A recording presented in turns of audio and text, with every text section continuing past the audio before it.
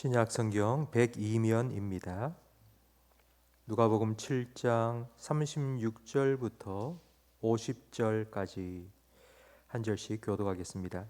한 바리새인이 예수께 자기와 함께 잡수시기를 청하니 이에 바리새인의 집에 들어가 앉으셨을 때에 그 동네에 죄를 지은 한 여자가 있어 예수께서 바리새인의 집에 앉아 계심을 알고 향유 담은 옥합을 가지고 와서 예수의 뒤로 그 발 곁에 서서 울며 눈물로 그 발을 적시고 자기 머리털로 닦고 그 발에 입 맞추고 향유를 부으니 예수를 청한 바리새인이 그것을 보고 마음에 이르되 이 사람이 만일 선지자라면 자기를 만지는 이 여자가 누구며 어떠한 자 곧 죄인인 줄을 알았으리라 하거늘 예수께서 대답하여 이르시되 시몬아 내가 네게 이를 말이 있다 하시니 그가 이르되 선생님 말씀하소서.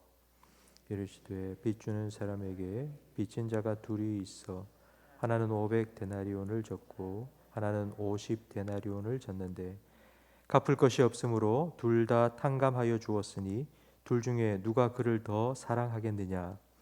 시몬이 대답하여 이르되 내 생각에는 많이 탕감함을 받은 자니이다.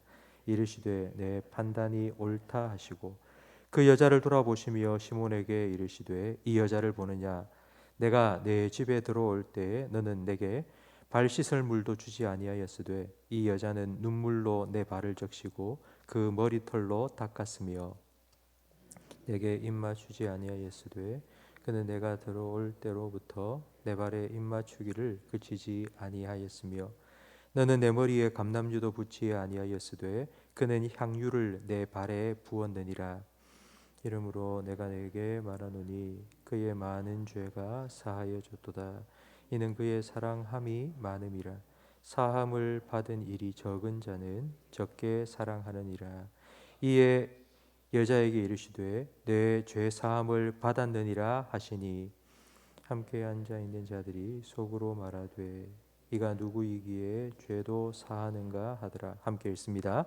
예수께서 여자에게 이르시되 내 믿음이 너를 구원하였으니 평안히 가라 하시니라. 아멘.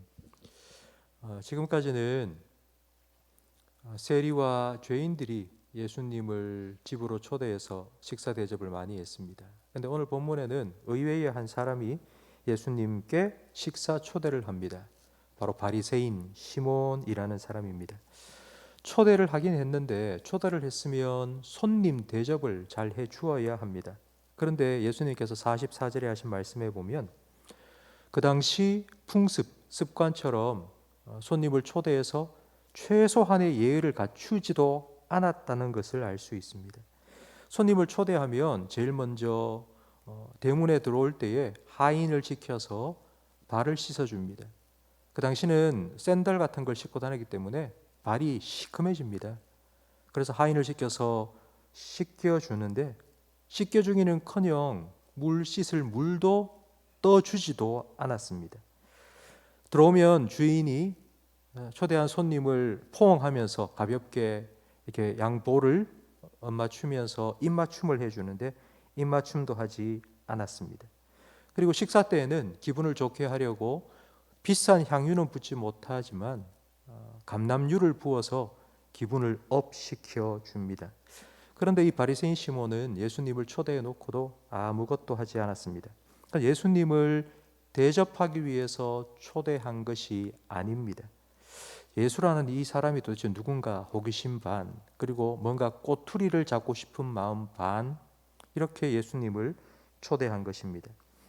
식사가 시작되었는데 바리새인은 곧 예수에 대한 자기의 생각이 틀리지 않았다는 것을 확신하게 되었습니다. 한 여자 때문입니다. 37절에 보면 이 여자가 누구인지 소개해 주고 있는데 그 동네에 죄를 지은 한 여자입니다. 동네 사람들에게 소문이 나 있습니다. 이 여자는 죄인이라고. 모든 사람이 다 알고 있습니다. 그런데 이 여자가 향유를 담은 옥합을 가지고 들어와서 예수님의 발쪽을 향해 갑니다. 저는 이 여인이 되어서 한번 생각해 봤습니다. 이렇게 비싼 향유를, 자기의 전재산과 같은 향유를 처음에는 분명히 예수님의 머리나 몸에 발라주려고 계획하지 않았겠습니까? 그런데 들어와 보니 예수님의 발이 시커먼 채로 그대로 있는 거예요. 왜 이렇지? 왜 안 씻어줬지? 그리고는 예수님 발 곁에 가서는 눈물을 뚝뚝 흘리면서 그 발을 눈물로 적시고는 머리털로 그 발을, 더러운 발을, 먼지 묻은 발을 닦아드리고 그게 향유를 부은 것입니다. 여러분, 눈물을 흘려서 발이 적실 정도, 그리고 머리털로 그 발을 닦아낼 정도, 시간이 1, 2분 정도가 아닐 겁니다. 아주 많은 시간이 걸렸을 겁니다. 예수님이 누가 내 발을 만지고 있다는 걸 모를 리가 없습니다. 그런데 가만히 내버려 두십니다. 39절에 보면 이 장면을 바라보던 바리새인이 이런 생각을 가집니다. 이 사람이 만일 선지자였다면 자기 발을 만지고 있는 이 여자가 어떤 여자인지 분명히 알 건데, 그래, 내 생각이 틀림이 없어서 그렇지, 그럼 그렇지, 별 볼 일 없는 사람이야 라고 생각하고 있을 때 예수님께서 바리새인 시몬에게 한 가지 이야기를 들려주십니다. 빚 주는 사람이 있어서 두 사람이 가서 빚을 냈습니다. 한 사람은 500데나리온, 또 한 사람은 50데나리온. 좀 더 이 비유의 의미를 극화시키기 위해서 제가 그 금액을 이렇게 말씀드리고 싶습니다. 50만 원을 빚진 사람하고 500억 원을 빚진 사람하고 둘 다 갚을 능력이 안 되어서 빚을 준 사람이 그래, 알았다, 안 갚아도 된다 하고 탕감해 주었습니다. 이 두 사람 중에 누가 빚 준 사람, 그리고 그 빚을 깎아준 사람을 더 사랑하겠습니까? 바리새인은 당연하죠. 더 많은 금액을 깎아준 사람 아닙니까? 그 사람이 주인을 더 사랑하는 게 당연한 거 아닙니까? 예수님께서 맞다라고 하시면서 예수님은 이 비유를 통해서 바리새인 시몬의 마음속으로 들어가십니다. 그리고 이 여자와 바리새인 자신을 비교하게 하십니다. 예수님의 비유 중에 500데나리온을 빚진 자는 누구일까요? 그리고 50데나리온을 빚진 자는 예수님께서 누구를 비유하신 걸까요? 47절 말씀에 예수님께서 이렇게 말씀하십니다.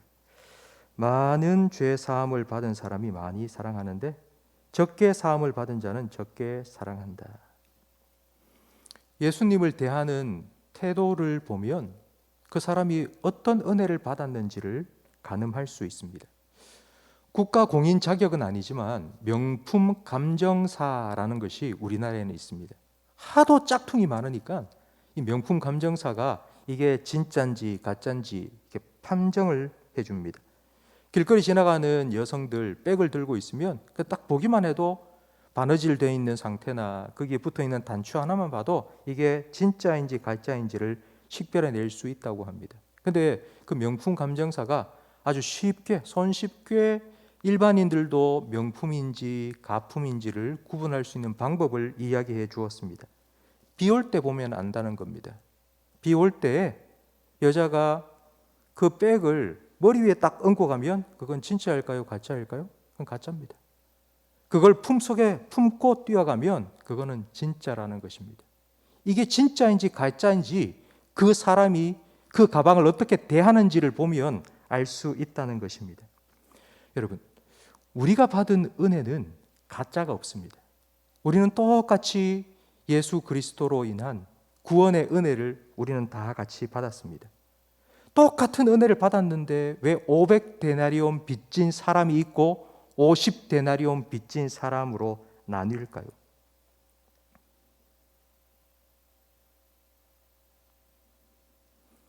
개구리 오챙이적 시절을 잊어버렸다는 말처럼 바리새인처럼 나는 구원받을 자격이 있어. 내가 이렇게 열심히 봉사도 하고 충성하고 열심히 내가 지금 신앙생활하고 있잖아. 나 이 정도면은 괜찮은 사람이야. 나는 충분히 구원받을 만한 자격이 있는 사람이야 라고 생각을 하기 때문입니다. 은혜 받은 것이 당연하다고 생각하면서 점점 감사한 마음은 줄어들고 그 마음이 줄어들면서 주님을 사랑하는 마음이 점점점 사라집니다. 예배를 드리면서도 늘 해왔던 것이기 때문에 그냥 타성에 젖어서 그냥 시간이 되면 와서 예배드리고 그냥 가며 점점 형식주의에 빠지고 예배의 기쁨과 감격을 잊어버리기 때문입니다. 여러분, 우리는 사람이기 때문에 우리는 누구나 다 이와 같은 시간들이 우리에게 찾아올 수 있습니다. 이때에 우리가 기도해야 될 것이 있습니다. 시편 51편 12절에 다윗이 기도한 것처럼 주님, 구원의 즐거움을 제게 좀 회복시켜 주십시오. 성령을 제게서 거두어 가지 마시고 성령으로 제 마음을 다시 한번 뜨겁게 해주시고 주님께서 내게 베푸신 그 은혜에 좀 감사하고 감격할 수 있는 마음을 다시 좀 회복시켜 주십시오 라고 우리는 기도해야 됩니다. 그리고 또 한 가지 기도할 뿐만 아니라 우리가 분명히 명심해야 될 것이 하나 있습니다. 디모데전서 1장 15절에 사도 바울은 자기 자신을 일컬어 나는 죄인 중에 괴수다라고 했습니다. 사도 바울이 마지막 순간까지 나는 죄인 중에 괴수라는 사실을 그는 잊지 않았습니다. 그러니 그의 마음속에는 나 같은 사람을 구원해 주시고 오늘도 이렇게 주님 앞으로 불러주셔서 내 기도 들어주시는 주님 너무너무 감사합니다. 그런 구원의 감격과 그 은혜에 대한 감사가 그의 마음속에 끊어지지 아니하고 계속 끝까지 예수를 믿든 만났던 그 첫 순간부터 주님 앞에 서는 그날까지 변치 않는 그런 은혜의 감격을 누릴 수 있었습니다. 성도 여러분, 오늘 이 시간 저는 여러분이 이 두 가지 기도 제목으로 함께 기도했으면 좋겠습니다. 구원의 즐거움을 내게 회복시켜 주십시오. 그리고 주님 앞에 서는 그날까지 내가 죄인이었던 것을, 그리고 지금도 주님 앞에 서기에 부족한 것밖에 없는 그런 죄인이라는 사실을 늘 잊지 아니하고 그런 나를 사랑해 주시고 용납해 주시고 제게 은혜를 베푸시는 그 주님 때문에 기뻐하며 우리가 앞에서 찬양을 불렀던 것처럼 내 구주 예수를 더욱 사랑, 내 평생 소원, 나의 간절한 소원 한 가지, 주님을 더 사랑하기 원합니다. 이 기도가 저와 여러분의 평생의 기도의 소원이 되고 제목이 되기를 주님의 이름으로 축복합니다. 기도하겠습니다. 우리를 사랑하시되 영원한 사랑으로 우리를 사랑해 주신 주님 감사합니다.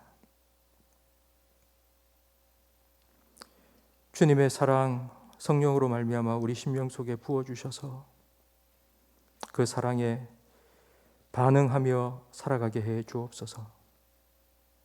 잊지 않게 하시고 망각하지 않게 하시고 주님께서 얼마나 나를 사랑하시는지를 더 깊이 깨닫고 나도 주님을 사랑합니다 늘 입술로 고백하며 구원의 즐거움을 잊지 않고 날마다 주님 앞에 나와 엎드려 기도하고 예배하는 기쁨과 감격을 누리는 우리 모든 성도들의 삶이 되게 해 주옵소서. 주님, 오늘도 우리가 이 기도의 제목으로 주님께 기도합니다.